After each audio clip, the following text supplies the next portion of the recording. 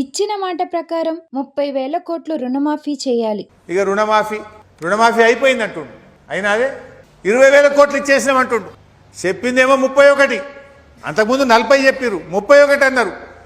ఇప్పుడు చేసింది 20 అంటుండు. ఆ 20 కూడా కాలే. నేను మీకు ఆ షీట్ కూడా పంపిస్తా, ఉదాహరణలతో సహా ఇస్తా. మంగళారం నరసింహారెడ్డి, ఈయన కంది గ్రామము సంగారెడ్డి.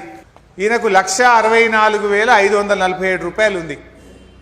1,64,547 రూపాయలు ఉంది. మంగళారం నరసింహారెడ్డి, కంది గ్రామము, సంగారెడ్డి మండలం. ఈయనకి ఇంతవరకు రుణమాఫీ కాలే. ఇలా పొద్దున కూడా మాట్లాడినా. ఈయన ఫోన్ నంబర్ కూడా దీని మీద ఉంది, నేను జర్నలిస్టులకు ఇస్తా, మీరు కూడా మాట్లాడండి. ఒకటి.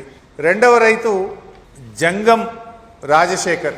ఈ రైతు జంగం రాజశేఖర్, ఈయనది జహీరాబాద్, సంగారెడ్డి జిల్లా. ఏపీజీవీబీ కాజీపూర్లో 1,07,251 రూపాయలు అప్పు ఉంది. నాకు 1,07,251 రూపాయలు అప్పు ఉంది. ఇంతవరకు ఈయనకు రుణమాఫీ కాలేదు. రేవంత్ రెడ్డి రుణమాఫీ అయిపోయింది అంటాడు. మూడవ రైతు కనకారెడ్డి, అంకిళ్ళ కనకారెడ్డి, తండ్రి పేరు మల్లారెడ్డి, సిరిసినగండ్ల గ్రామం, కొండపాక మండలం, సిద్దిపేట జిల్లా. ఎస్బీఐ ఏడీబీ సిద్దిపేటలో 1,11,703 రూపాయలు అప్పు తీసుకున్నాడు. 1,11,703 రూపాయలు కనకారెడ్డి తండ్రి మల్లారెడ్డి ఎస్బీఐ ఏడీబీలో అప్పు తీసుకున్నాడు.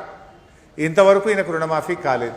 నల్ల బుచ్చిరెడ్డి, తండ్రి పేరు కిష్టారెడ్డి, నారాయణరావుపేట గ్రామం, సిద్దిపేట జిల్లా. యూబీఐ నారాయణరావుపేటలో 1,11,749 రూపాయలు అప్పు తీసుకున్నాడు. నల్ల బుచ్చిరెడ్డికి ఈ 1,11,749 రుణమాఫీ ఇంతవరకు కాలేదు. కానీ రేవంత్ రెడ్డి రుణమాఫీ అయిపోయిందంటున్నాడు, సంకలు గుద్దుకుంటుడు. దీనికి సమాధానం ఏందో సూటిగా రేవంత్ రెడ్డి సమాధానం చెప్పాలని నేను డిమాండ్ చేస్తున్నా. ముచ్చర్ల రాజారాం, ఈయన పేరు ముచ్చర్ల రాజారాం, కొండపాక మండలం, సిద్దిపేట జిల్లా. యూబీఐ కొండపాకలో 67,639 లోన్ తీసుకున్నాడు. 67,639 రాజారాం అప్పు. 2 లక్షల మాఫీ అయిపోయిందంటాడు రేవంత్ రెడ్డి. కానీ 67,639 రాజారాంకున్న అప్పు యూబీఐ కొండపాక బ్యాంకులో ఉంది. ఈ రోజుకు కూడా ఈయనకు రుణమాఫీ కాలేదు. రేవంత్ రెడ్డి గారు దేవుళ్ళ మీద ఒట్టు పెట్టివి, కనబడ్డ దేవుడి మీద ఒట్టు పెట్టివి. 15 ఆగస్టులోకి రుణమాఫీ చేస్తా అని మాట తప్పివి. 15 ఆగస్టు బాయే, మళ్ళా కొత్త సంవత్సరం జనవరి వచ్చే మళ్ళీ 15 ఆగస్టు రాబట్టి నీ రుణమాఫీ కాకపాయే. 1,00,000 లోపు ఉన్నది కాకపాయే, 2 లక్షల లోపు ఉన్నది కాకపాయే, 2 లక్షల మీద ఉన్నది కాకపాయే. ఇవాళ పొద్దున నేను సిద్దిపేటకు వస్తుంటే నా ఫోన్కు ఈ రైతు భీముని అంజయ్య, నారాయణ ఖేడ్, పొద్దుగాల నాకు ఫోన్ చేసిండు. ఈయన ఇవాళ 9:30కు నేను సిద్దిపేట కారులో వస్తుంటే నా ఫోన్కు ఫోన్ చేసిండు. భీముని అంజయ్య. ఈయన సార్ అప్పుడు కేసీఆర్ సార్ ఉన్నప్పుడు నాకు 1,00,000 మాఫీ అంటే 1,00,000 మాఫీ అయింది. ఈ రేవంత్ రెడ్డి వచ్చినాక 2,13,000 అప్పు ఉన్నది నాకు. ఆయన ఒకసారి టీవీలో మాట్లాడుకుంటూ 2 లక్షల మీద ఉన్నది కట్టండి, కట్టంగానే నేను చేస్తా అంటే టీవీలో చూసి నేను 3 రూపాయల మితికి తెచ్చి ఆ మీది కట్టినా.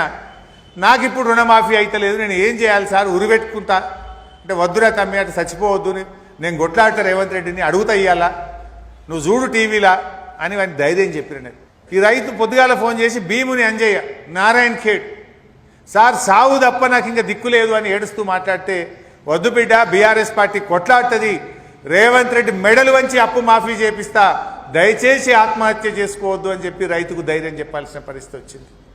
భీముని అంజయ్య అప్పు 2,13,000, ఈయనది నారాయణ ఖేడ్. బ్యాంకు డీటెయిల్స్ కూడా ఉన్నాయి ఇలా. ఎస్బీఐ స్టేట్ బ్యాంక్ ఆఫ్ ఇండియాలో అప్పు తీసుకున్నాడు ఈయన. ఇప్పటికే చాలా మంది రైతులు ఆత్మహత్య చేసుకుంటున్నారు.